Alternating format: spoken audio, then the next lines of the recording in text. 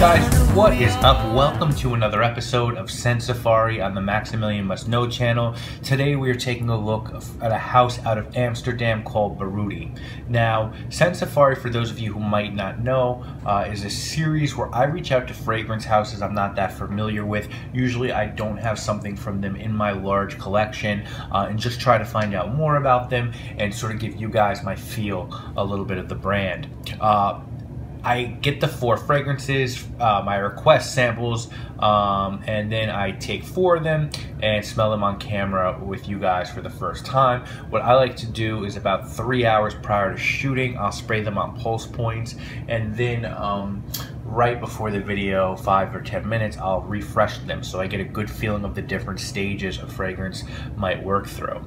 Baruti is a house out of Amsterdam, and it used to be called Magnetic Scents but changed over in 2014. I know there are a few of the numbered scents in the Magnetic line that had a really nice cult following.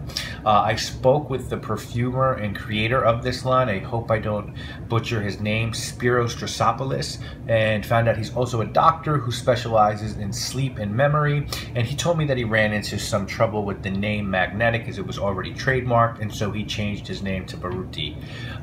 This is a house I first noticed looking around on Indigo Perfumery when I purchased Watermelon by Shea and Blue. I later found out that Indie Scents carries this line as well. I like the price point, $110 for 30 ml of EDP, and as I said, the owner, the owner's idea behind the brand was trying to create soothing and memorable scents. That makes so much sense to me because so much of our memory is tied to scent, at least in my opinion. And so I reached out to him. He was gracious enough to send me all samples of all 6 fragrances in his collection. I've picked 4 to check out with you guys tonight on camera, so let's get into it. And remember, these are available on Indie Scents and Indigo Perfumery. Now, for those of you who might be looking at the little vials and go, hey Max, you tried these before. No, they just came filled about halfway, or 5 or 2/6 of a third of the way full, basically. This is the first time I'm sniffing them today. It was a couple hours ago. The first one we're going to talk about is called Berlin in Winter, or Indigo Remixed. Indigo was a fragrance that that Spiros had done for Magnetic. This one is meant to evoke long, cold winter nights, be intimate and cozy. And the notes on it are lavender, mastic oil, rose, iris, cassis, plum, myrrh, frankincense, Irish coffee, Nooud, amber, and leather. We will talk about Nooud in a little bit. I really enjoy this one. I always say with me at this point, as far as my collection goes, you either need to be different or exceptional for me to purchase a bottle, and this is really close to exceptional. I get the plum and cassis at the top, but there's what I would call a very stout base of incense, woods, and coffee. It is resinous, but still fresh and a bit light. It doesn't sock you over the head. It kind of quietly creeps up on you. Is it bottle worthy? I don't know. I need more time with it, but certainly it's a quality sort of incense fragrance in a field that's very crowded. It's sort of a fragrance that conjures being in a study in the winter with a fire roaring and a glass of brandy warming and snow outside. I love the way this sort of evolves like a cold evening would. At first it's sort of light and harmless, and then as it moves on it gets darker, it's smokier. It's a really well done fragrance, almost like 2 fragrances in one. I would say it's my favorite out of the bunch that I tried. The next one we're going to talk about, we're going from left to right, is this one, and this one is called Chai. Now, notes on Chai are black tea, milk, cinnamon, cloves, ginger, cardamom, pepper, cocoa, roses, vanilla, musk, and leather. Now, I try to be brutally honest when I do these. Sometimes perfumers are thankful, sometimes they don't say anything, sometimes they don't like it. This one has something in the opening that really turns me off. I don't know why, I don't know what it is, but I really didn't like this one when I sprayed it on. I thought about immediately washing it off. I let it develop, and I'm sort of glad that it did, because as it dried down, you get this really nice combination of rose, vanilla, a little bit of cocoa with spices, and it really does sort of smell like chai masala or masala tea with fresh rose petals. I don't know, you know, there's a lot of people that have love for this one online, so don't go just based on what I'm saying. And as I said, I enjoy 75% of this fragrance. The top though just has something in it that turns me off, so I was not a fan of chai. The next one is called Nooud. Nooud actually contains no oud. Really just woods are listed as the notes, and I spoke again to Spiros about the concept behind Nooud, and he told me that what he was doing was when he did a scent for Magnetic called Indigo, we just checked out Indigo remixed as Berlin Nights, he was using some synthetic oud. And when he revisited his formula, he decided that rather go synthetic, he wanted to make his own blend, know what was in there, and so he made this oud accord, which he claimed to be closer to oud than any already made base. And he decided to name it Nooud as sort of a wink and nod to the oud hype in niche perfumery, and really now designer perfumery as well, as Ralph Lauren, Jean Varvatos, Gucci, and Hugo Boss have now all released oud themed fragrances. So with this one, I don't know that I think so much of it as oud. To me, it's sort of redolent of really smoky woods. I think there's definitely some sort of feeling of oud here, but for me, I just sort of look at this as a great woodsy scent, and something, again, I would absolutely consider purchasing. The woods in this are really high quality. There's a little bit of smokiness to them.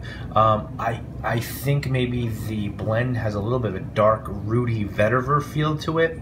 I have smelled real, natural oud a few times from the Middle East, and it really doesn't smell that much like what you might get in a Montal fragrance. The ouds that I experienced were a little funkier, more medicinal, a lot more interesting, and a lot more expensive. Not than this, of like the Montal ouds. This is an excellent wood scent. I think this might do best actually layered with some other simple scents to make something really interesting, but I really like this one. I get this almost baked wood sort of vibe, like someone almost roasted wood in the oven. I like it. I would definitely wear this when it gets colder out. Again, bottle worthy, not sure. I need to do some more testing, but really impressed by the technical skill of Spiros to make this blend that really does sort of mimic oud nicely.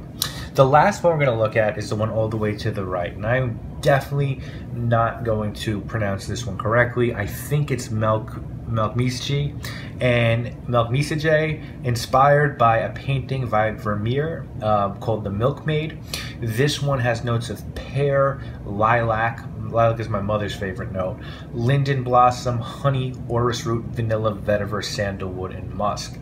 Now this one was meant to encapsulate the promise of early summer, and this is another one that off the top there was something I didn't love. I wasn't as adverse to it as I was with chai, but something here I didn't love at the top. But then as this one progresses, it's really beautiful. I do appreciate the beauty of this one. It's sort of a floral bomb of linden and lilac. You definitely get the pear in this one. The pear sort of peeks its head out behind the linden and the lilac. This one reminds me personally of fresh flower petals, perhaps after the rain. So this one's very spring-like in my opinion, and maybe that early summer has something to do with that. I would say it's a little bit too feminine for my taste, but a very well-made perfume, really light, gentle, and very bright. So another impressive one. So guys, what is my takeaway about Baruti? I consider it to be an indie house, and I think it's a really good indie house. Out of the four that I looked at here, I did smell the other two Spiros gave to me as well. I'm not sure yet if I'd buy a bottle of anything.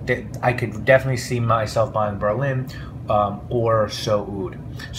Or Nooud, I'm sorry.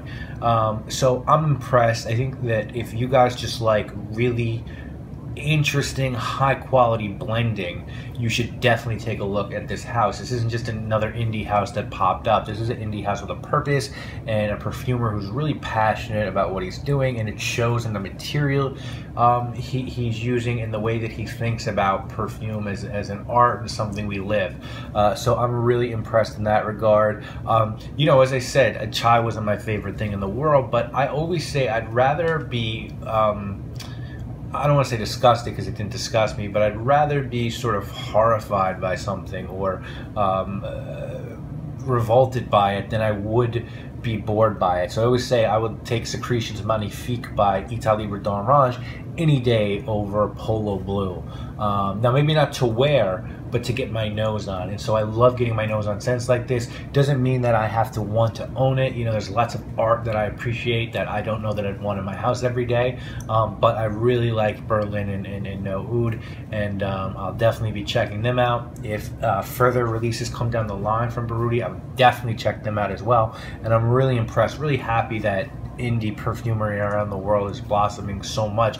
You have so many great perfumers doing so many different things, so happy about that. I want to thank Spiros again for participating in Scent Safari, and I will see you guys this week with a review. More videos next week, guys. You know what it is. My name is Maximilian, and I must know.